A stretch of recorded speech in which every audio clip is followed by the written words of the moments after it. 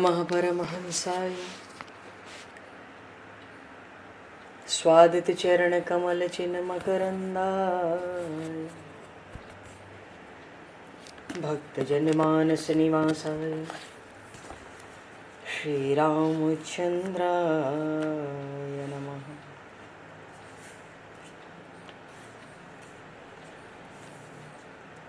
वंदे विदेहतनया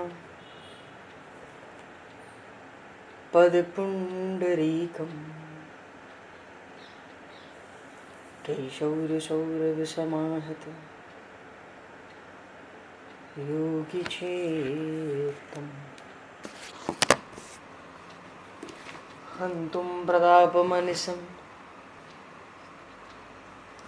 मुनिहंससेव्यं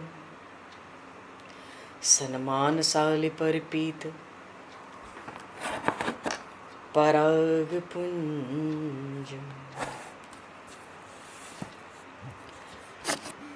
यत्र यत्र रघुनाथकीर्तनं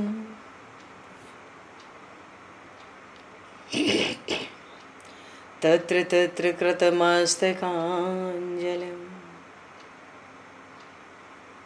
बाष्पवारि परिपूर्णलोचनं मारुतं नमत राक्षसान्तकम्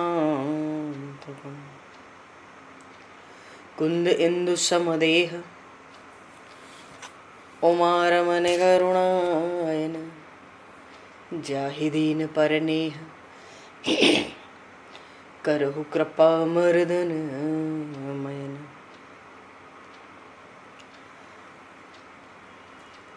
प्रहलाद नारद पराशर पुंडरीक व्यासे अम्बरीश शुक शौनक भीष्म दालभ्याम रुक्मांगद अर्जुन वशिष्ठ विभीषणादीन एतानहं परम भागवतान् नमामि। श्री सीतानाथ समारंभां श्री रामानन्दार्य मध्यमाम् अस्मदाचार्य पर्यन्तां वन्दे गुरु परम्पराम्।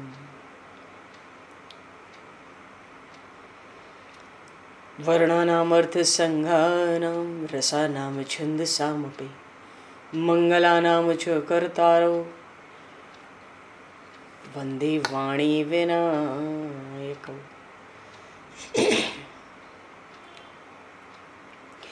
नान्यास्पृहा रघुपते हृदये स्मदीये सत्यं वदामि च भवान् अखिलान्तरात्मा भक्तिं प्रयक्ष रघुपुङ्गवनर्वरां मे कामादिदोषरहितं कुरु मानसं च।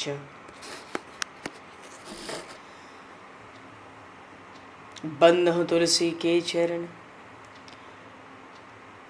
भक्त भक्ति भगवंत गुरु चतुर्नाम वपु एक तिनके पद वंदन के नाशहि विघ्न अनेक। बंधु तुलसी के चरण जिनकी न्यो जग काज कल समुद्र घोरत लगो प्रगट्यो सप्त जहां। श्री गुरु चरण सरोज रज निज मन मुकुर सुधार वर्णो रघुवर विमल यश जोदायक फलचार। हरि शरण। श्री राम जय राम जय जय राम श्री राम जय राम जय जय राम। सीताराम जय सीताराम राधे श्याम जय राधे श्याम। जय रघुनंदन जय सिया राम जानकी वल्लभ सीताराम। श्री राम जय जय राम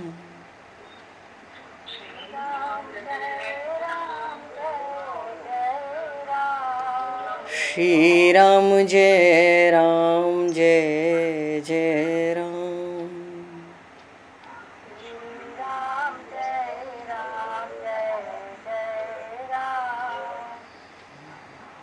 जय सिया राम जय जय हनुमान।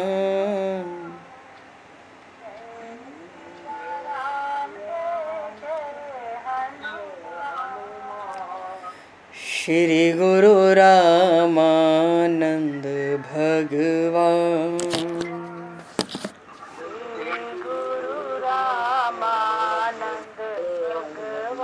श्री गुरु रामानंद भगवान।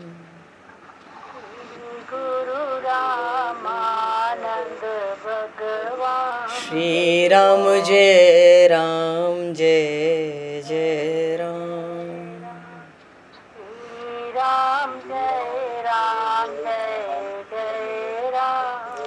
जय सिया राम जय जय सिया राम।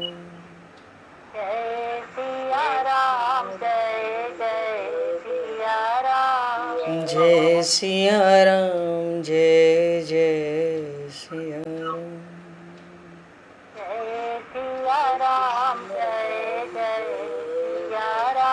बोली सियावर रामचंद्र भगवान की जय। संपूर्ण राम दरबार की जय। श्री अवध मिथिला धाम की जय। श्री बांके बिहारी लाल की जय। 84 कोस ब्रजमंडल धाम की जय। श्री रामचरितमानस जी महाराज की जय। श्रीमन्नाम महाराज की जय। श्री पंडरीनाथ भगवान की जय। कली पावन अवतार गोस्वामी तुलसीदास जी महाराज की जय। सब संतन की जय, सब भक्तन की जय, समस्त वैष्णवन की जय, समस्त पूर्वाचार्य चरणन की जय, समस्त संप्रदाचार्यन की जय। श्री सद्गुरुदेव भगवान की जय। गंगा मैया की जय, जमुना मैया की जय, सरजू मैया की जय, गौ माता की जय, तुलसी माता की जय, पृथ्वी माता की जय, एकाशी महारानी की जय। जय जय श्री सीताराम, जय जय श्री राधेश्याम। नमः पार्वती पते हर हर महादेव। हरिशरणम। अनंत कोटि ब्रह्मांड नायक सर्वेश्वर पूर्ण परात्पर ब्रह्म असंख्य कल्याण गुणगणलय भक्तवांशा कल्पतरु शरणागत वत्सल भक्तवत्सल दीनबंधु दया सिंधु श्री कौशल्य आनंद वर्धन श्री दशरथ नंदन श्री जानकी कंठभूषण भगवान श्री सीताराम जी महाराज की असीम कृपा करुणा से श्री हनुमान जी महाराज की परम पावन भावमयी सन्निधि में महापुरुषों की भावमयी उपस्थिति में एवं आप सभी श्रद्धालु भक्त वैष्णवों की मंगल सन्निधि में मानव जीवन का सर्वोत्कृष्ट फल भगवत गुणगान भगवत कथा का आनंद हम सभी श्री राम कथा के माध्यम से प्राप्त करने जा रहे हैं। सर्वप्रथम आप सभी भक्त जनों के श्री चरणों में भगवत भाव से सादर वंदन सादर नमन। आप सभी को यथा योग्य जय सिया राम, जय जय श्री राधे हरि श्याम, जय श्री राम।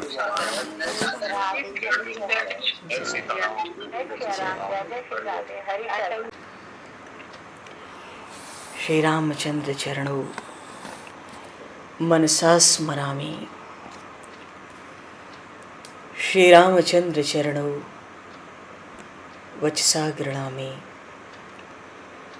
श्री रामचंद्र चरणों सरसा नमामि। श्री रामचंद्र चरणौ शरणं प्रपद्ये। माता रामो मत्पिता रामचंद्रः, स्वामी रामो मत्सखा रामचंद्रः, सर्वस्वं मे रामचंद्रो दयालुर्, नान्यं जाने नैव जाने न जाने। मंगलम कौशलेन्द्रस्य महनीय गुणालये चक्रवर्ती तनुजाय सार्वभौमाय मंगलम। रामं रामानुजं सीतां भरतं भरतानुजं सुग्रीवं वायुसूनं च प्रणमामि पुनः पुनः।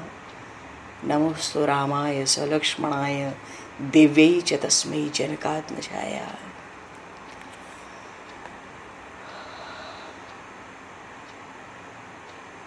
हरिशरणम। रामचरितमानस में गोस्वामी जी भगवान श्री राम के चरित्र को दंडकारण्य में आगे बढ़ा रहे हैं। आगे के प्रसंग में भगवान के अवतरण का एक बड़ा भारी प्रयोजन, मुख्य प्रयोजन तो राक्षसों का संहार हो नहीं सकता, मुख्य प्रयोजन तो भगवान के अवतार का परित्राणाय साधूनाम, भगवान के धर्म, भगवान का अवतार धर्म, पृथ्वी, गौ, ब्राह्मण, देवताओं सबकी रक्षा के लिए होता है, ठीक है। पर एक कार्य तो भगवत प्रेमियों को प्रेम का दान अपने अवतरण के अवतार चरित्र के माध्यम से भगवान अपने यश और अपने कीर्ति का विस्तार करके युगों युगों तक के लिए जीव मात्र को भवसिंधु से पार होने के लिए एक बड़ा भारी आश्रय दे देते हैं। ये भगवान के अवतार का मुख्य प्रयोजन है कि भगवान के लीला चरित्रों का गान कर करके, चिंतन कर करके, मनन कर करके, कीर्तन कर करके हम भवसिंधु से सहज ही पार हो जाएं। और जब प्रभु अपने यश अपने कीर्ति का विस्तार करते हैं तो आते हैं, तो जो दुष्ट हैं, यदा यदा ही धर्मस्य ग्लानिर्भवति भारत अभ्युत्थानम अधर्मस्य तदात्मानो सृजाम्यहम्। तो अब वो समय आया। गोस्वामी जी श्री रामचरितमानस में कहते हैं, दंडकारण्य में भगवान कुछ समय रहे, नित्य ही कथा सत्संग उपदेश होता था। बहुत समय ऐसे ही बीता दंडक वन में। यही विधि कछुक काल गए बीती।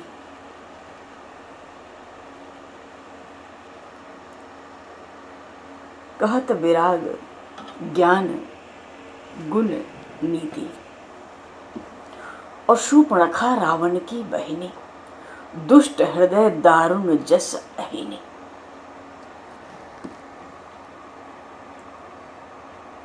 ये रावण कौन है?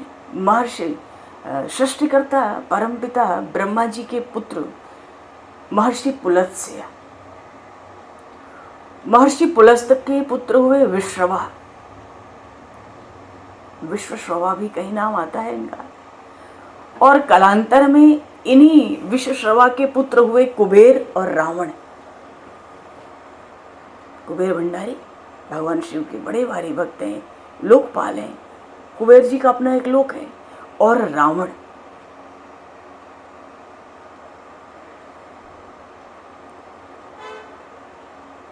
कुबेर यक्षों के स्वामी है, रावण राक्षसों का स्वामी है। राक्षस उपदेवता भी कहलाते हैं। जन्म से ही इनमें सिद्धि होती है, कभी भी कोई भी रूप धारण कर लो, माया जन्म से सिद्धि होती है। ये जो महर्षि पुलस्त हैं ब्रह्मा जी के पुत्र, इनका विवाह महर्षि कर्दम ऋषि की 9 कन्याओं में से एक कन्या से हुआ था। मानो भगवान कपिल की बहन से महर्षि पुलस्त का विवाह हुआ था। इन विश्रवा की, पुलस्त जी के पुत्र हैं विश्रवा, इनकी 2 पत्नियां थीं। एक थी राक्षस सुमाली और एक थी ताड़का की पुत्री कैकसी। इसी कैकसी से रावण, कुंभकर्ण, विभीषण और शूर्पणखा ये प्रकट हुए थे।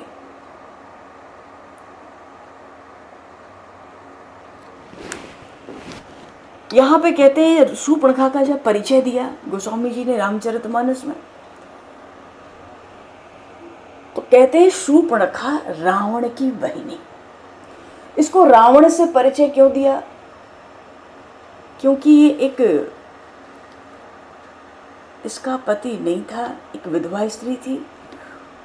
और रावण बड़ा भारी नाम था रावण का। रावण तो बड़ा विख्यात है भाई। तो रावण के आश्रय से बताया शूर्पणखा रावण की बहन है। ये शूर्पणखा क्या बताते हैं, इसके नख मानो सूप की तरह हो। अरे बड़ी दुष्टा, बड़ी भयंकर राक्षसी थी ये। तो रावण की तो ये बहन है। और इसका हृदय बड़ा कठोर है। वैसे भी राक्षसों में दया नाम की तो कोई चीज होती नहीं है। दया तो छोड़ो, प्राणियों की, ऋषियों मुनियों, खासकर तपस्वियों की हिंसा करके उनके मांस को खा जाना और उनको छटपटाते तड़पते इनको बड़ा प्रिय होता था। इसका हृदय इतना दारुण है, ऐसी दुष्टा है जैसे मानो कोई सर्पणी हो। दुष्ट हृदय दारुण जस अहिनी। ये अहिनी क्या है? सर्पणी। सर्पणी का स्वभाव होता है अपने बच्चे, उसके जो नवजात बच्चे होते हैं ना, मार के खा जाती है। पाएगी तो वो खा जाएगी, उसको भूख लगेगी तो बच्चों को ही खा जाएगी। तो दुष्ट हृदय ऐसी दारुण है, ये सर्पणी की तरह दारुण है।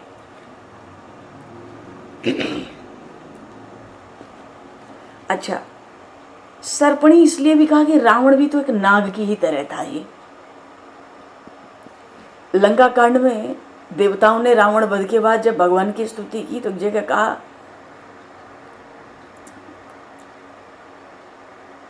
ब्रह्मा जी स्तुति करते थे, उसमें कहते थे जस पावन रावण नाग महा खगनाथ जथा करिकोप गहा जनरंजन भंजन शोक भयम गत क्रोध सदा प्रभु बोधमय। तो रावण को भी नाग कहा गया, बहुत बड़ा। जस पावन रावण नाग महा, तो ये नाग है तो बहन है तो नागिनी तो होगी, ये सर्पणी होगी। गोस्वामी जी कहते हैं शूर्पणखा रावण के बहिनी, दुष्ट हृदय दारुण जस अहिनी। ऐसी दारुण, ऐसी निर्दयी, ऐसी कठोर वज्र हृदया सर्पणी के समान। पंचवटी तो इसी का क्षेत्र था ना, पूरा दंडक वन उसकी ये राज्यपालिका थी, प्रशासिका थी। पंचवटी सो गई एक बार पंचवटी से गुजरी और देखी बिकल भई जुगल कुमारा। दोनों राजकुमारों को देखा, भगवान श्री राम लक्ष्मण को इसने देखा और देखते ही व्याकुल हो गई। इसका हृदय व्याकुल हो गया, भगवान श्री राम लक्ष्मण का दर्शन करके व्याकुल हो गई। तो ये दोनों का दर्शन करके व्याकुल हुई ना, तो पता चलता है ये कुलटा स्त्री भी है। शास्त्रों में जिनको कुलटा कहते हैं ना, व्यभिचारिणी, ये कुलटा भी है। एक को देख के तो व्याकुल हुई नहीं, देख ही बिकल भई जुगल कुमारा, ये कुलटा है।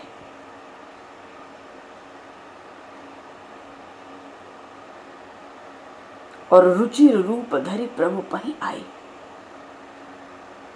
बड़ी बढ़िया सुंदर रूप बनाओ, क्योंकि राक्षसी है, रूप बनाना तो जन्म सिद्ध है, इनको आता है, जन्म से ही सिद्ध है।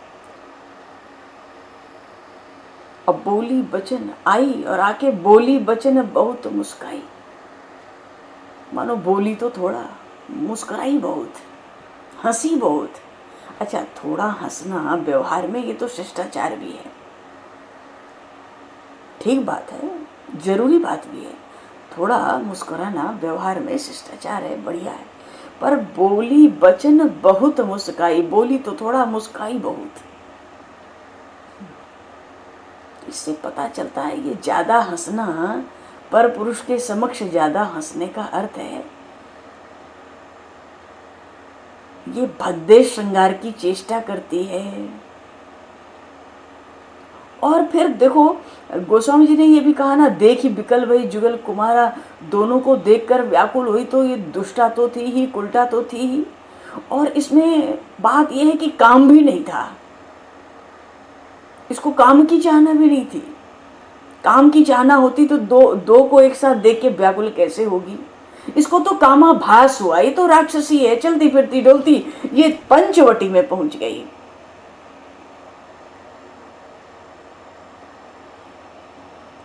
और देखो, कहती है प्रभु से आके, भगवान श्री राम से कहती है, तुम सम पुरुष न मौसम नारी। इस धरती पे ब्रह्मांड में तुम्हारे जैसा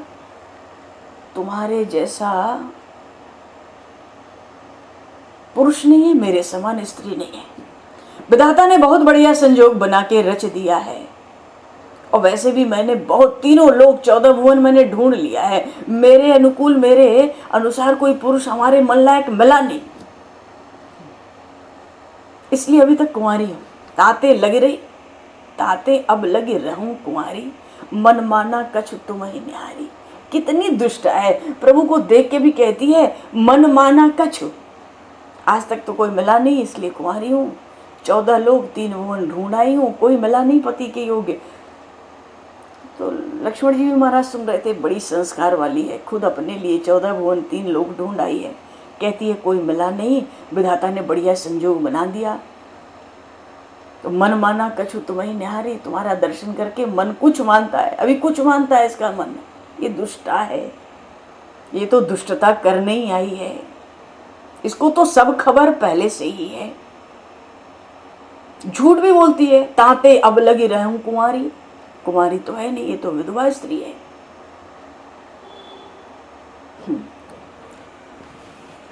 तो गोस्वामी जी ने रामचरितमानस में शूर्पणखा का प्रसंग यहाँ से आरंभ किया है। लेकिन ये शूर्पणखा वस्तुतः क्या है, हमें तो देखो भक्ति का, कहीं से कुछ भक्ति मिले, प्रभु का प्रेम मिले।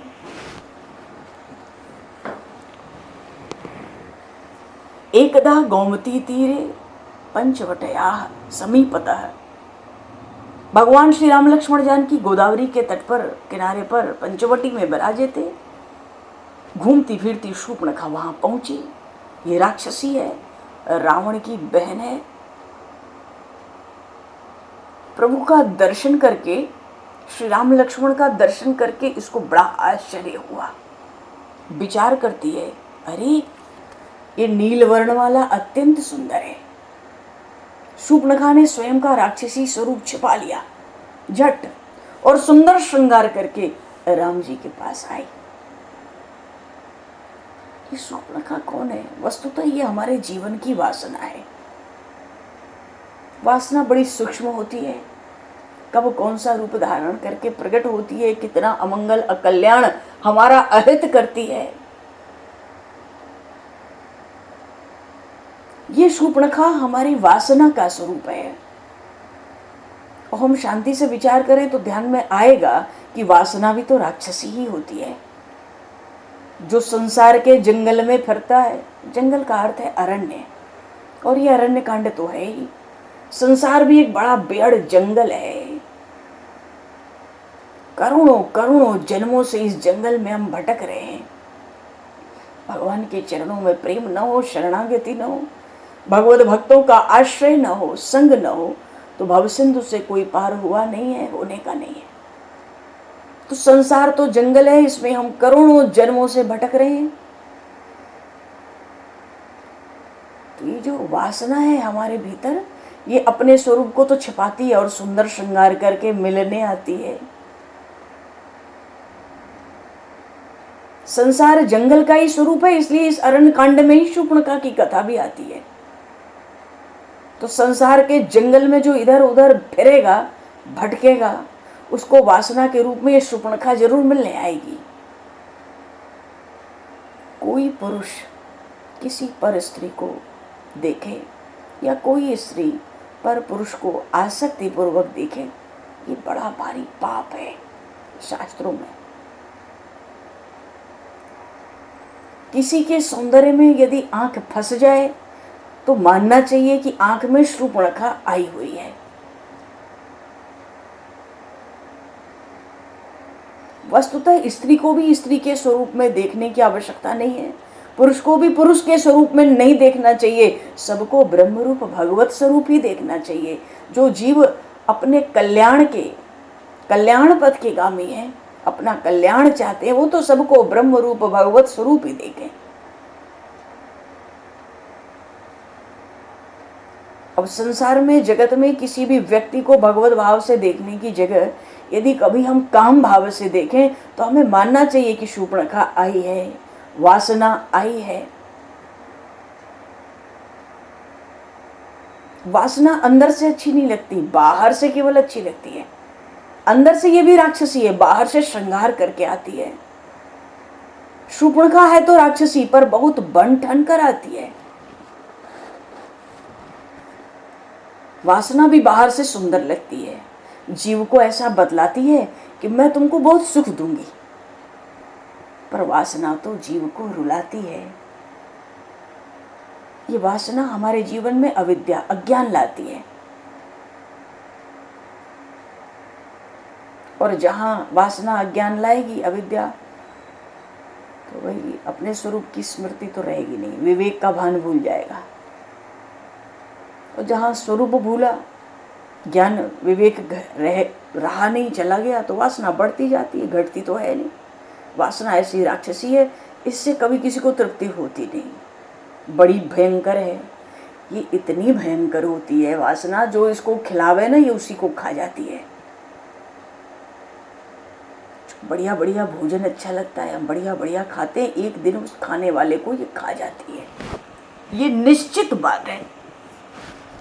हमको शब्द स्पर्श रूप रसगंध किसी भी रूप में आए, अच्छा खिलाने वाले को खा के भी इस वासना को तृप्ति नहीं होती। अनेक बार हमको लगता है ना, इंद्रियां जो मांगती हैं उन संसार के सुखों को मैं भोग लूं, जिससे मेरा मन शांत हो जाए। आखिर तो बाहर जा रहा है, आखिर तो ये बढ़िया पहनना चाहता है, बढ़िया खाना चाहता है, बढ़िया लोगों से मिलना चाहता है, बढ़िया बढ़िया देखना चाहता है। तो मन में आता है, मन तो चंचल हो रहा है भीतर भीतर, इसको शांत करना है, तो इन संसार के सुखों को भोग लो। अरे भोग से शांति मिली होती तो आज तक शांति क्या नहीं मिल गई होती? आज तक अनेक जन्मों से जीव ने संसार के सभी विषयों का अनुभव किया है, उपभोग भी किया है, पर शांति तो नहीं मिली। इंद्रियों को जो सुख एक बार दिया वही सुख वो फिर से मांगती हैं। इसलिए ऐसी वासना जागे, बार बार मांगे, बार बार कामना हो, इच्छा हो उन्हीं चीजों की, तो वो वासना का रूप ले लेती है। तो जब वासना जगे तो उस समय विषयों को भोगने से पहले हमें मन को समझाना चाहिए, आज तक कितना खाया, तृप्ति हुई क्या? तो जब तक विषयों में आकर्षण है, विषयों का नाश नहीं होता। विषयों का अर्थ है विषयों को पाने की इच्छा जो है उसका नाश नहीं होता। वासना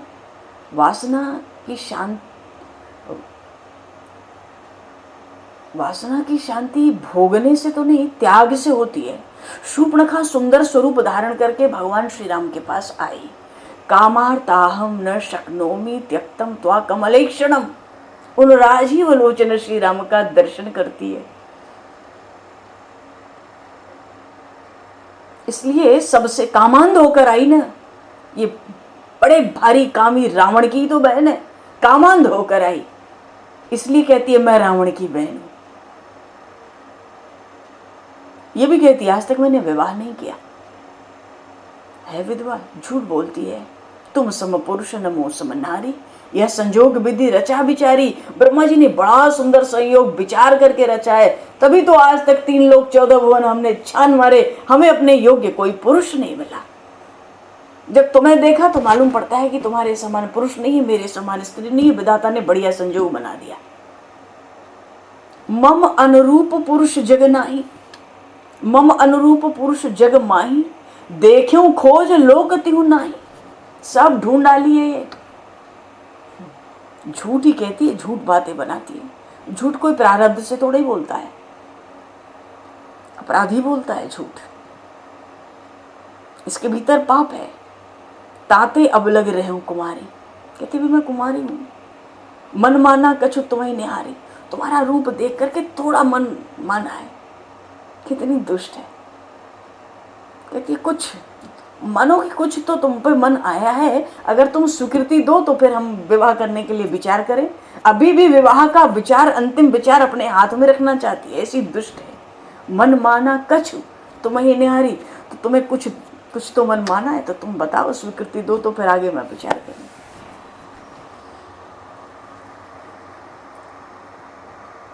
विवाह करने आई है। भव भताम मम प्रभो, कहती तुम मेरे साथ विवाह कर लो। वाल्मीकि रामायण में लिखा है, शूर्पणखा को जवाब देने के लिए जब भगवान श्री रामचंद्र उसके साथ बात करते थे, तब प्रभु की नजर तो श्री जानकी मैया पर ही रहती थी, श्री सीता जी पर रहती थी।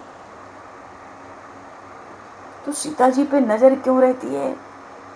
ये कहती है ना कि यह संजोग विधि रचा बिचारी। मानो श्री सीता जी की ओर दृष्टि रखकर बात करते हैं, तो ये बताते हैं कि भैया जो विधाता का संजोग बनना था वो तो हमारा बन चुका है, मेरे साथ हमारी भार्या है, तो ये बात तो तुम कहो मत कि यह संजोग विधि रचा बिचारी। बड़ा विचार करके ब्रह्मा जी ने ये संजोग बनाया है हमारा तुम्हारा।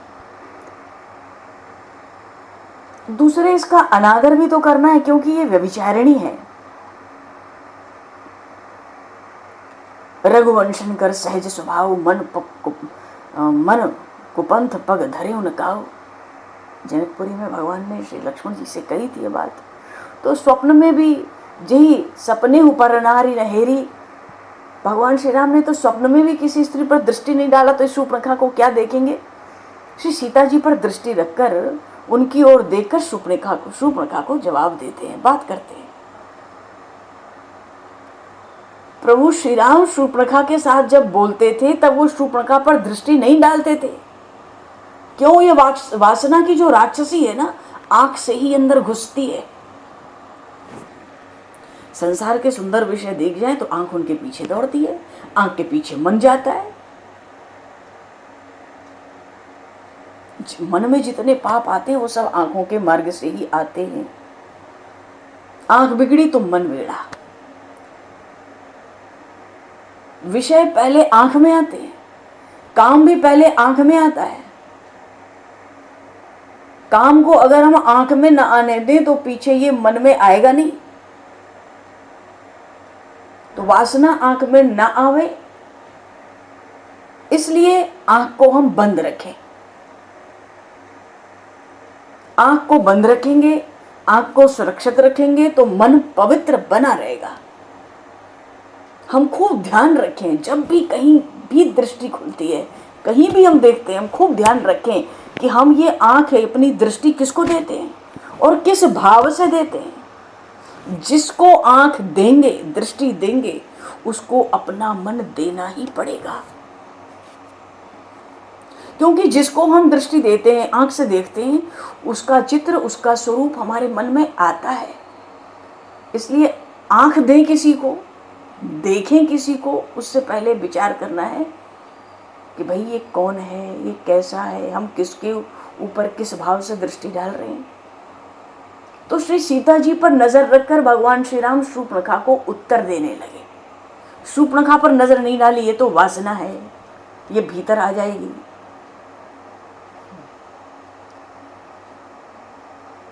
अच्छा, रामायण की जो शूर्पणखा है और भागवत जी में जो पूतना है, ये काफी कुछ एक जैसी है।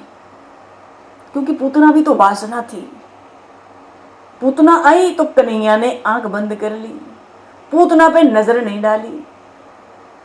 पूतना आई तो कन्हैया 6 दिन का था और अभी तो उनकी आह्लादनी शक्ति उनके साथ नहीं है।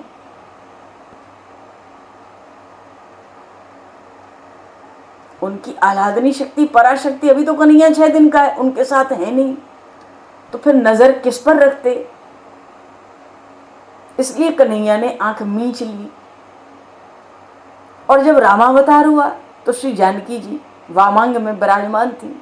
ये वासना की राक्षसी शूर्पणखा आई तो श्री सीता जी पे दृष्टि रख के प्रभु उसको उत्तर देते हैं। शूर्पणखा पर नजर नहीं डाली।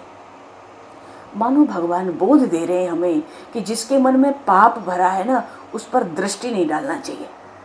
जो पापी लोग हैं, अन्यायी, अधर्मी, उनको आंख से नहीं देखना चाहिए। मान लो जीवन में घर परिवार आसपास कोई ऐसा प्रसंग आ जाए, मालूम है ये पापी है, ये धर्म का विरोधी है, ये अन्यायी है, और कभी देखने का प्रसंग आ ही जाए तो क्या करें? भगवान का स्मरण करके भगवान के स्वरूप का बढ़िया मन में भीतर दर्शन कर लें, तब जाके थोड़ी आंख खोलें। जितनी कम आंख खोलें उससे काम चल जाए बस। क्योंकि जिसका मन मैला है ना, उसको सामने से भगवान देखते ही नहीं है। बाहर का श्रृंगार प्रभु देखते ही नहीं है। परमात्मा तो अंदर का, सूक्ष्म शरीर का, मन का श्रृंगार देखते हैं।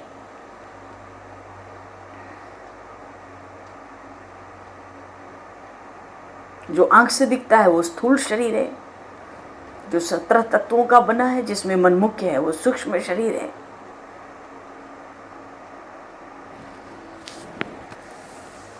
भगवान श्री राम ने शूर्पणखा से कहा, तामाह रामानाम अयोध्याधिपते सुतः एषाम में सुंदरी भार्या सीता जनक नंदिनी। भगवान श्री रामचंद्र जी ने शूर्पणखा से कहा, मेरा तो लग्न हो गया है, मेरा तो विवाह हो गया है। तू कहती है ना मनो, कहा इसने कि यह संजोग विधि रचा विचारी, तो भाई विधाता ने हमारा संजोग जहाँ बनाया था हमारा बन गया है। मेरा तो लग्न विवाह हो चुका है, ये श्री सीता जी मेरी पत्नी है,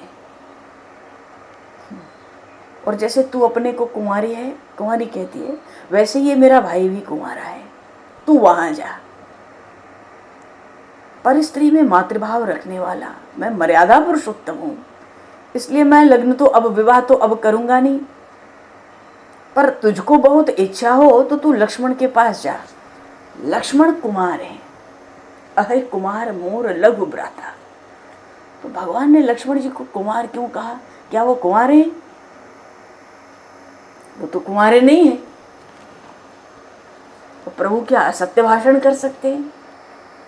अरे कुमार का अर्थ है राजकुमार है, और कुमार का अर्थ ये भी है, कु का अर्थ होता है बुरे, बुरा, और मार दुष्टों बुरे लोगों को तो मार ही डालता, वही जा।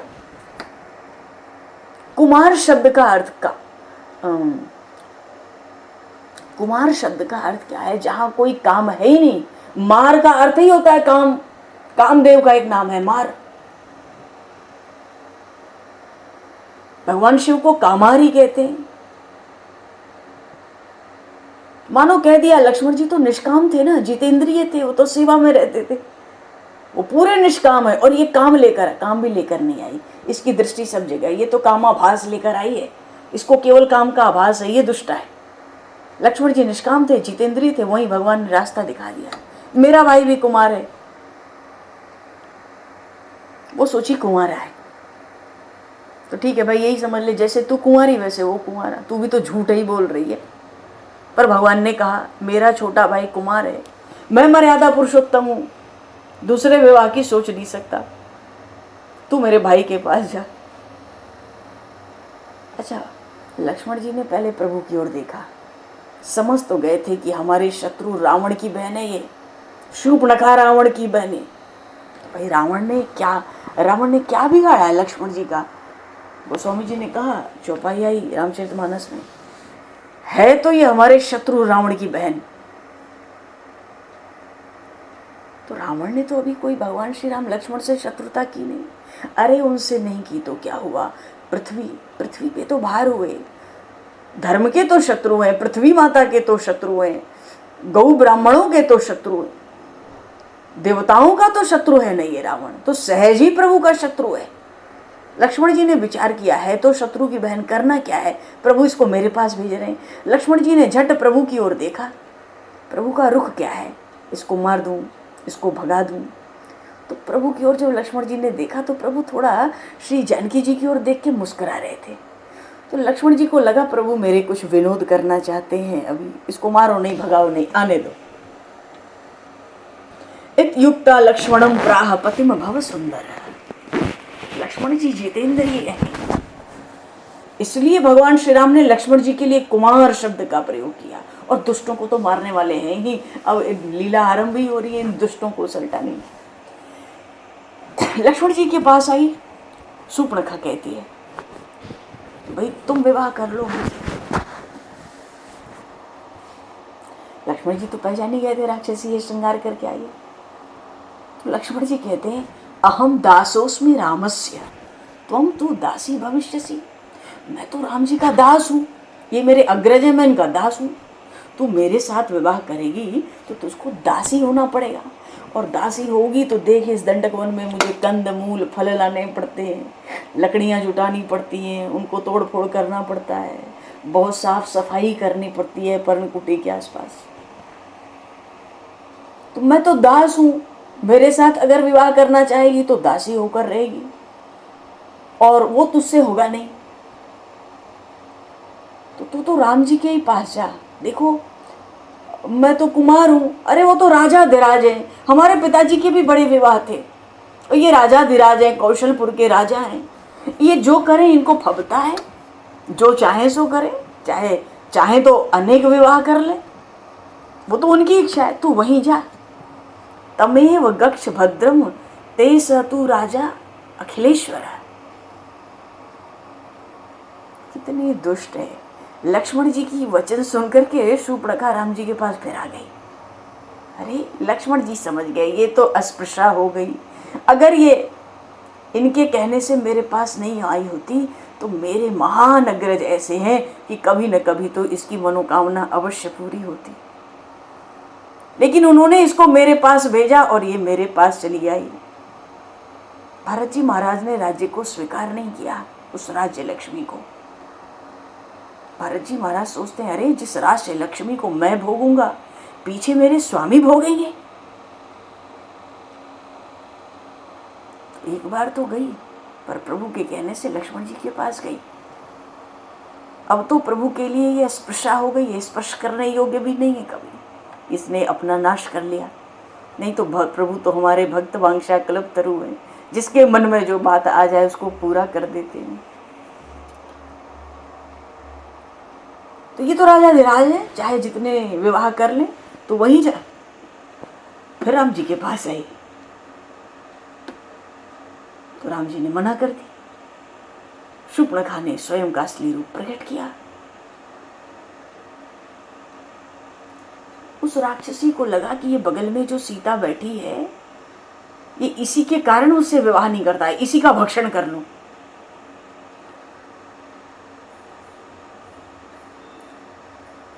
तो राक्षसी स्वरूप उसने धारण किया भयंकर, और राम जी से कहती है अब मैं तेरी पत्नी का भक्षण करूंगी। ये वासना भी शूर्पणखा की तरह पहले बड़ी सुंदर लगती है, पीछे जब ये प्रकाशित होती है ना तो जीव को फंसाती है। वासना जब आरंभ होती है तो आरंभ में बड़ी कोमल लगती है, पर परिणाम में ये बड़ी भयंकर होती है। वासना की पकड़ से मनुष्य जल्दी छूट पाता नहीं। ये शूर्पणखा श्री सीता जी की ओर दौड़ी। श्री रघुनाथ जी ने लक्ष्मण जी को इशारा किया, लक्ष्मण जी दौड़ते आए। विच्छेद नासा करणो च लक्ष्मणो लघु विक्रमा। गोस्वामी जी तो रामचरितमानस में कहते हैं काटे नहीं नाक कान, नाक कान से हीन कर दिया। वैसे भी ये तो वेदों के अनुसार तो चलती नहीं है, ये वेदों की आज्ञा वेदों की मर्यादा के अनुसार तो है नहीं। तो जब ये श्रुतियों के अनुसार नहीं चलती है, इसका जीवन नहीं है, तो इसका कान काट लो, इसकी श्रुति काट लेनी चाहिए। और ये ऐसी व्यभिचारिणी है कि इसको सदगति में कभी स्वर्ग तो मिलना नहीं है। स्वर्ग का एक दूसरा नाम नाक भी तो होता है, नाकपति, देवराज इंद्र को कहते हैं नाकपति। तो ये ऐसी है नहीं कि इसको कभी सदगति या स्वर्ग की प्राप्ति हो तो इसके नाक भी कटे, और ये वेदों के अनुसार श्रुतियों की आज्ञा के अनुसार आचरण नहीं करती तो इसके कान श्रुति काट लो। तो श्रुति कटे तो पता लगे दूर से ही कि ये श्रुतियों के अनुसार आचरण करने वाली नहीं है।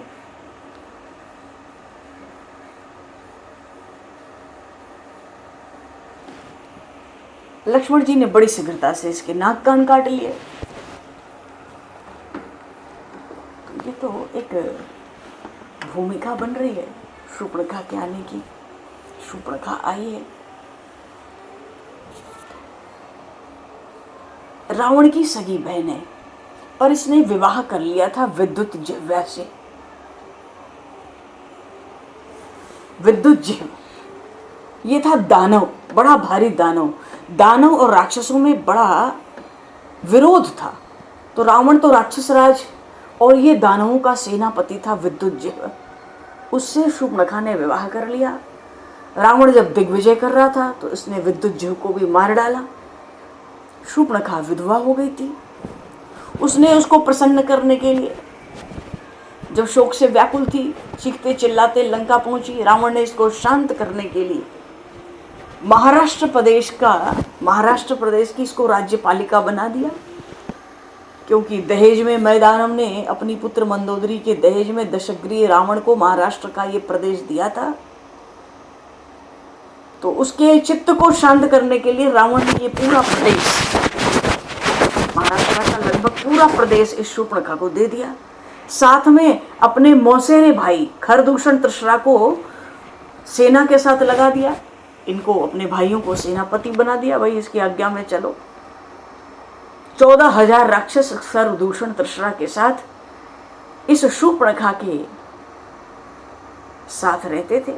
सर्वे सर्वा यही थी, इसकी आज्ञा के बिना कुछ नहीं होता था महाराष्ट्र के पूरे प्रदेश में। दंडक वन के दक्षिण में प्रभु पहुंच चुके हैं। और ये खरदूषण तृष्णा अत्यंत पराक्रमी है। साक्षात नारायण जब तक नाम है तब तक तो ये मर ही नहीं सकते थे। इनका पराक्रम ऐसा, इनको ब्रह्मा विष्णु महेश भी कुछ करने वाले नहीं थे। साक्षात नारायण आएंगे जो ही ये मरेंगे, ये बात रावण को पता थी। और ये खरदूषण तृष्णा को भी ये बात पता थी कि रावण के, नारायण के बिना हमारा नाश कोई कर नहीं सकता।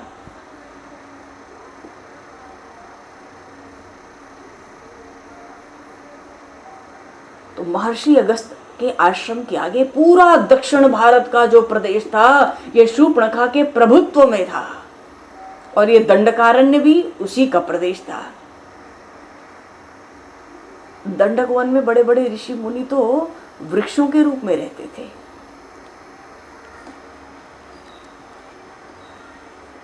लताओं के रूप में रहते थे। जैसे ब्रज में गोपियां लता पता के रूप में भक्तजन प्रेमी जन ब्रजजन रहते, ऐसे दंडक वन में बड़े बड़े तपस्वी ऋषि भी वृक्षों के रूप में रहते थे। ये हजारों लाखों वर्ष से तपस्या करते, पर भीतर काम पूरी तरह से, काम का विकार जाता नहीं, सूक्ष्म रूप से रहता। इनको कभी लगता कभी प्रभु का स्पर्श हो जाए, आलिंगन हो जाए तो जहां राम तहाँ काम नहीं। तो राम जी का कभी स्पर्श हो जाए, आलिंगन हो जाए, कुछ कृपा हो जाए तो दंडक वन में चलो, तो हमारा ये भीतर का जो सूक्ष्म काम है, जो हजारों लाखों वर्षों के तप से भी नष्ट नहीं होता, तब ये नष्ट हो जाएगा। तो रहते ऐसे ऋषि, बड़ा रहस्यमय स्थान था ये दंडक वन, दंडकारण्य।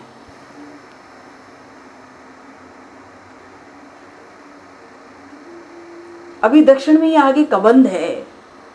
कबंध भी बड़ा भयंकर राक्षस है। अच्छा, खरदूषण तृष्णा यहां पर सेनापति हैं। उन्होंने सुन रखा था कि श्री राम लक्ष्मण आ रहे हैं।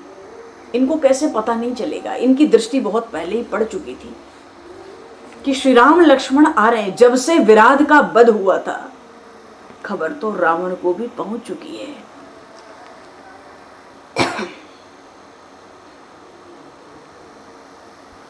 पंचवटी में भगवान श्री राम ने निवास किया, ये समाचार राक्षसों से छिपा नहीं था।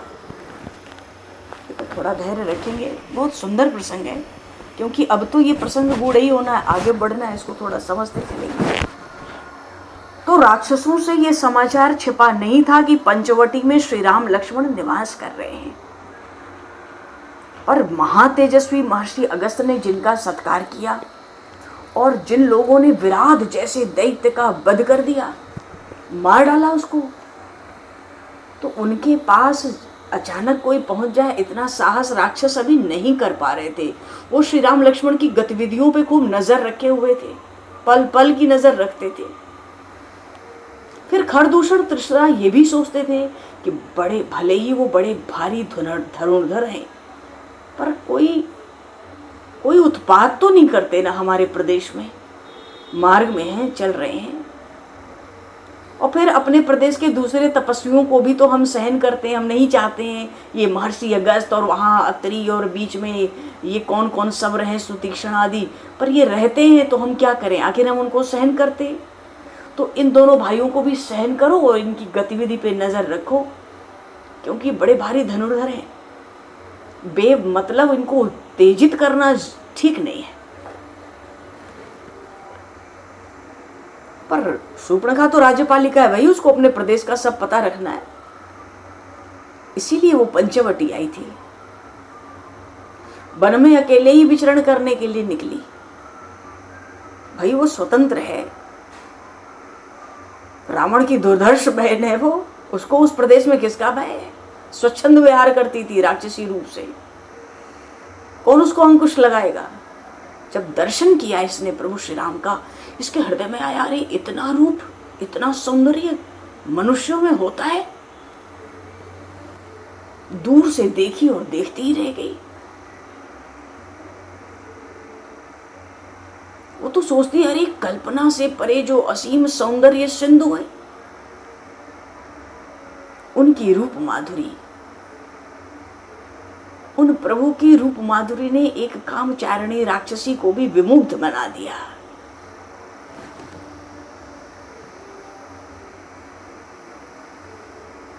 वो कहती अरे ये परम सुंदर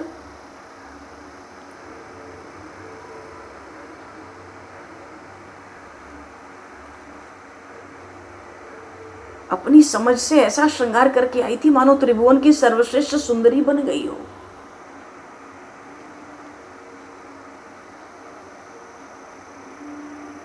अब शूर्पणखा अगर सुंदर रूप भी बनावे तो वो कितना रूप बना सकती है उसको क्या पता।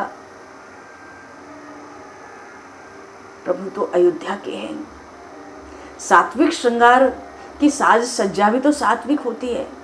अब मंदिर में जाएंगे तो वहाँ कमल मिलेंगे, वृषभ मिलेगा, स्वस्तिक का चिन्ह मिलेगा, वहाँ मनुष्य का कंकाल और कपाल तो मिलेगा नहीं। हाँ, मिलना होगा तो भैरव के मंदिर में, भद्रकाली जैसे मंदिर में मिल सकता है। शूर्पणखा कामातुरा है। संकल्प से वस्त्र आभूषण तैयार तो कर ली, साजबाज बना ली, पर राक्षसी थी ना, उसका विशाल शरीर, सुपुष्ट शरीर था, बड़ा लंबा चौड़ा तगड़ा। श्रृंगार भी की तो उसका शरीर भी ऐसा ही था, विशाल, और अत्यंत गौरवर्ण में। अंग अंग पर बड़े भारी भारी रत्न जडित आभूषण अलंकार सब सजा ली। ऐसे ऐसे वस्त्र उसने धारण कर लिए मानो कितने अत्यंत मूल्यवान रत्न जिसमें जड़े थे। एक बार को तो शूर्पणखा को ये समझ ही नहीं आया, ध्यान नहीं रहा कि इस वन में, इस परिवेश में इतनी साज सज्जा तो चौंकाने वाली ही होगी। थोड़ा ही श्रृंगार कर लूं जब माया से ही करना है। उसको ध्यान नहीं रहा, वो कामांध थी। चलो, समय क्या था, सुबह का जो प्रथम प्रहर था नित्य कर्म का प्रभु का पूरा हो गया था। पर्णशाला में आकर प्रभु बैठे ही थे श्री जानकी जी के साथ। उसी समय शूर्पणखा आई थी। ये आई कैसे, ये पहले गई गोदावरी के तट पर। जब गोदावरी के तट पे गई तो वहां पे इसने प्रभु के चरण चिन्ह देखे। चरण चिन्ह देखकर ही व्याकुल हो गई। अरे ये तो असाधारण चरण चिन्ह है, एक एक चरणों में 24-24 चिन्ह है। ये कैसा विलक्षण मानव है। इसलिए बड़ी मनोरम नारी का रूप धारण करके आभूषणों की झनकार करती हुई, मटकती, चपल कटाक्ष करती, मुस्कुराती प्रभु की पर्णशाला के द्वार पर आई थी। प्रभु पर दृष्टि पड़ी। अरे नवधन सुंदर हैं, बड़े मनोहारी हैं। पूछती है प्रभु से, तुम कौन हो? इस घोर अरण्य में, जंगल में क्यों आए हो? इसी का जंगल है। वहां की शासिका ये कहती, इस घोर जंगल में क्यों आए हो? प्रभु ने श्री जानकी जी पर दृष्टि रख के कहा, सुंदरी, हम दोनों भाई अयोध्या के चक्रवर्ती नरेश दशरथ महाराज के पुत्र हैं। पिता की आज्ञा से हम वन में आए हैं। मेरा नाम राम है और मेरे छोटे भाई का नाम लक्ष्मण है। ये मेरी भार्या, मेरी पत्नी सीता है।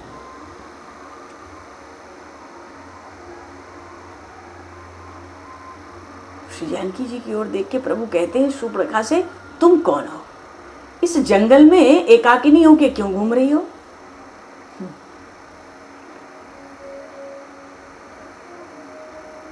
तो एक बार तो प्रभु से प्रसंग आया, एक दो तरह की तो रामायण नहीं है भगवान, इतने तरह की रामायण, इतने कल्पों की कथाएं, पर भगवान के चरित्र हैं, सुख मिलता है, आनंद होता है। एक प्रसंग में शूर्पणखा ने प्रभु से कहा, प्रभु ने पूछा, भाई तुम कौन हो? मेरा परिचय तो ले लिया, तुम कौन हो? वो कहती है, मैं राक्षसी ही हूँ, मेरा नाम शूर्पणखा है। महामुनि ब्रह्मा जी के पुत्र, महर्षि पुलस्त के पुत्र, विश्वश्रवा का पुत्र, कुबेर और रावण, लोकपाल है कुबेर, आप जानते होंगे, और त्रिभुवन विजयी रावण, ये मेरे सगे भाई हैं। और जो सदा ही सोता रहता है महाकाय कुंभकर्ण, और वो धर्मात्मा विभीषण, ये दो भी मेरे भाई हैं। और ये जो दंडकारण्य है जिसमें आप रह रहे हो बिना मेरी आज्ञा के, यहाँ की प्रशासिका मैं हूँ। और मेरे प्रसिद्ध मौसेरे भाई हैं खरदूषण तृष्णा, ये यहाँ के सेनापति मैंने बना रखा है, मेरे साथ रहते हैं। अच्छा, शूर्पणखा ने अपना परिचय छिपाना प्रभु से उचित नहीं समझा। क्यों? उसको लगा कि ये चक्रवर्ती राजा के पुत्र हैं, तो इनको सामान्य नारी स्वीकार तो हो नहीं सकती, तो मैं भी बढ़िया अपना परिचय दूं। मैं कोई सामान्य नारी तो हूं नहीं, इसलिए उसने रावण का नाम लिया, पुलस्त ऋषि का नाम लिया, कुबेर का नाम लिया, सबका नाम लिया, कुंभकर्ण का नाम लिया। मानो कहती है मैं भी कोई सामान्य नारी नहीं हूं। अपने कुल प्रभाव, अपने ऐश्वर्य का पूरा परिचय उसने दिया। ये भी कहती है मैं काम रूपिणी हूं, तुम जैसा कहो वैसा रूप मैं तुम्हारे लिए धारण कर सकती हूं। मैं ऐसी सुंदरी हूं, प्रभु से कहती है मैं ऐसी सुंदरी हूं, त्रिभुवन में ऐसा कोई नहीं जो मुझे पाने की इच्छा ना करे, पर मैंने सबका त्याग कर दिया। पर तुम ही मुझे अपने लिए उपयुक्त पति मालूम पड़ते हो। तुम सम पुरुष नमो सम नारी, और तुम्हारी पत्नी होने योग्य मैं ही हूं। इतना कहते उसने श्री जानकी मैया की ओर संकेत किया। संकेत करके कहती है ये तो अत्यंत दुर्बला है, इससे क्या सुख है, इसके अल्प प्राण है, इसकी ओर देखो ही मत। और तुम ना इसका संकोच करो ना अपने इस भाई का संकोच करो, और कहो तो मैं इन दोनों को खा लेती हूं। तुम मुझे स्वीकार करो और ये जो पूरे महाराष्ट्र प्रदेश का ये जो राज्य है दंडकारण्य, इस राज्य के वैभव का भी भोग करो, और मुझे भी स्वीकार करो। कहो तो मैं इन दोनों को अभी खा लूं। प्रभु कहते अरे जानकी जी पर दृष्टि लगाकर प्रभु कहते हैं अरे तू देखती नहीं मैं विवाहित हूं, मेरी पत्नी मेरे साथ है, और हम आर्य जिसका पानी ग्रहण करते हैं, प्राण देकर भी उसकी रक्षा करना अपना कर्तव्य मानते हैं। और फिर तू किसी पत्नी वाले पुरुष के साथ रहे तो तेरा गौरव नहीं रहेगा, तेरा तो ऐश्वर्य बहुत है, तेरा तो बड़ा भारी परिचय। मानो प्रभु ने हंसकर ये कहा, स्पष्ट कह दिया कि भाई तू श्री जानकी की ओर तो देख मत, दोबारा मानो नाम भी मत लेना। प्रभु के सहन शक्ति के बाहर था। लक्ष्मण जी की ओर प्रभु ने संकेत किया ये मेरे छोटे भाई हैं और ये पत्नी से रहित हैं। बात ठीक है, अभी पत्नी तो है नहीं, अगर है भी तो अभी तो नहीं है। ये यदि तुमको स्वीकार कर लें तो तुम्हारे लिए बड़े योग्य अच्छे पति सिद्ध होंगे।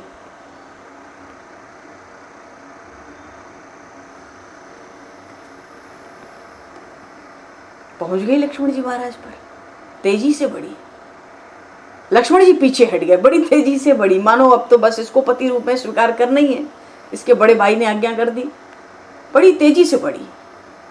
लक्ष्मण जी पीछे की ओर भगे। हंसकर कहती है भागते क्यों, अरे राक्षसी भी हूं तो क्या तुम्हें नहीं खाऊंगी, तुम मुझे स्वीकार कर लो। लक्ष्मण जी कहते हैं अरे मैं तो उनका दास हूं, मेरी पत्नी बनकर तू दासी क्यों बनना चाहती है। अरे उनकी पत्नी बनेगी तो मेरी स्वामिनी बन जाएगी। ये कौशलेश हैं, समर्थ हैं, और तू तो ठीक ही कहती है इनके साथ जो है ये तो पुरानी है, दुर्बल है। तू तो मेरे अग्रज का ही वर्ण कर, वहीं जा। लक्ष्मण जी ने परिहास किया, क्योंकि आगे जो घटनाक्रम है भगवान श्री राम के चरित्रों का, अब उन घटनाक्रमों को अंजाम देना है। लक्ष्मण जी ने परिहास किया।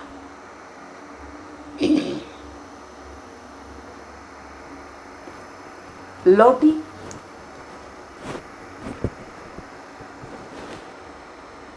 राम जी ने फिर लौटाया। जब लक्ष्मण जी के पास दोबारा आई तो लक्ष्मण जी ने बहुत तेज इसको डांटा, अरे दुष्ट है, वहीं ठहर, तो नारी की मर्यादा भी नहीं समझती। अरे मेरे अग्रज का वर्ण करने का विचार भी रखती, इच्छा भी रखती, तो तू मेरी आदरणीय बन जाती। तेरी बुद्धि में कोई बात नहीं आती, तू बड़ी निर्लज्जा है। तेरा वर्ण तो वही करेगा ना जो तेरे समान निर्लज्ज हो, या जो लज्जा से सर्वथा शून्य हो, जो केवल वासना का दास हो, वो ही तेरा वर्ण कर सकता है। तू बड़ी भारी दुष्टा है।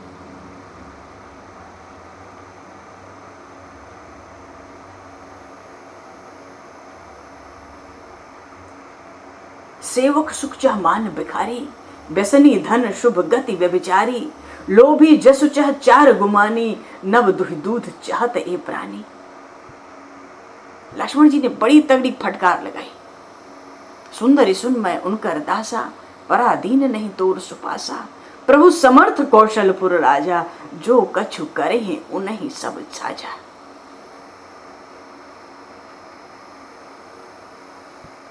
कोई सेवक हो और चाहे कि हमें सुख मिले, तो जो सुख की कामना करेगा वो सेवा तो कर ही नहीं सकता। और कोई भिखारी हो, सोचे हमारा बड़ा सम्मान रहे, तो भिखारी का कोई सम्मान होता है? कोई व्यभिचारी हो, उसको कभी शुभ गति मिली है क्या? लक्ष्मण जी उसको उपदेश करते हैं। व्यसनी धन, अरे जो जुआरी है उसके पास धन टिकता है, जो व्यभिचारी है उसको कभी शुभ गति मिलती है? मानो ये तो असंभव बात है। जो लोभी है उसको कभी यश नहीं मिलता, और जो अभिमानी है कभी उसको चार पदार्थ नहीं मिलते, धर्म अर्थ काम मोक्ष। ये तो वही बात हुई मानो कोई आकाश को निचोड़कर दूध लेना चाहता है। फटकारा लक्ष्मण जी ने, पुण्य फिर राम निकट सो आई। अब ये दोनों भाइयों के बीच में कभी इधर कभी उधर, पुण्य फिर राम निकट सो आई। और प्रभु लक्ष्मण पही बहुरी पठाई। लक्ष्मण जी गुस्सा हो गए। लक्ष्मण ने कहा, तो ही सो बरई जोत्र तोरी लाज पर हरे। और तब खिसियानी राम पही गई, रूप भयंकर प्रगटित भई। सीत ही सभय देख रघुराई, कहा अनुज सन शयन बुझाई।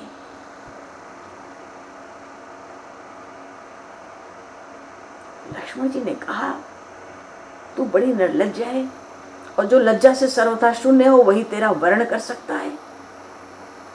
इतने में सूर्पणखा के नेत्र तो जल उठे। क्या कहता है? क्या कहा? त्रिभुवन विजयी अमित पराक्रम रखने वाले उस रावण की भगिनी को तू तिरस्कार करने का साहस करता है? काम में प्रबल बाधा पड़ी तो उसको प्रबल क्रोध भी आया, पलटी, फिर से पलटी। वो सोचती इस राम को किस पर गर्व है, ये छुई मुई सी बैठी है सीता इसके समीप। अच्छा, सूर्पणखा को श्री जानकी जी शुरू से ही खटक रही थी। उसको लगा कि ये जो दुर्बला सी स्त्री दिखती है ये मेरी इच्छा पूर्ति में बाधक है, इसको अवश्य खा लेना चाहिए। तो लक्ष्मण जी के पास से जब वो सूर्पणखा लौटी तो उसकी व्याकुलता, उसकी निर्लज्जता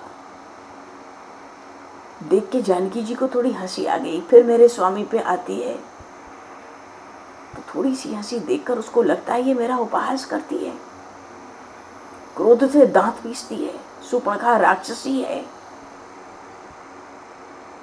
श्री सीता जी से कहती है, एक राक्षसी के उपहास का साहस कितना दारुण होता तू जानती नहीं। और खाने के लिए झपटती है, दौड़ती है।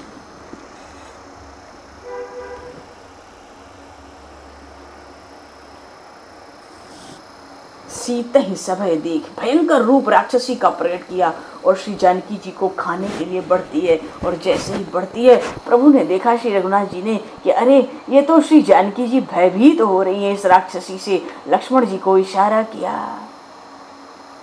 और लक्ष्मण जी ने उसकी झट नाक कान काट दिए। बोलिए श्री राम राजा सरकार की, सियावर रामचंद्र भगवान की। थोड़ा प्रसंग रहता है समय को दृष्टिगत करते हुए। हरिशरण, इस वासना रूपी राक्षसी का लक्ष्मण जी ने इसके अभिमान का नाश किया, इसके नाक कान काट लिए। बोलिए श्री भक्तवत्सल भगवान की। समय को दृष्टिगत करते हुए दो परिणाम बोल के वाणी को विराम दिया जाए। जय सिया राम, जय जय सिया राम, जय सिया राम, जय जय सिया राम, जय सिया राम, जय जय सिया राम, जय सिया राम, जय जय।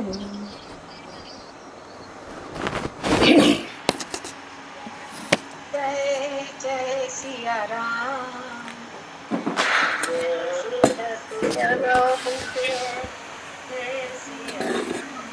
जय सिया राम, जय जय सिया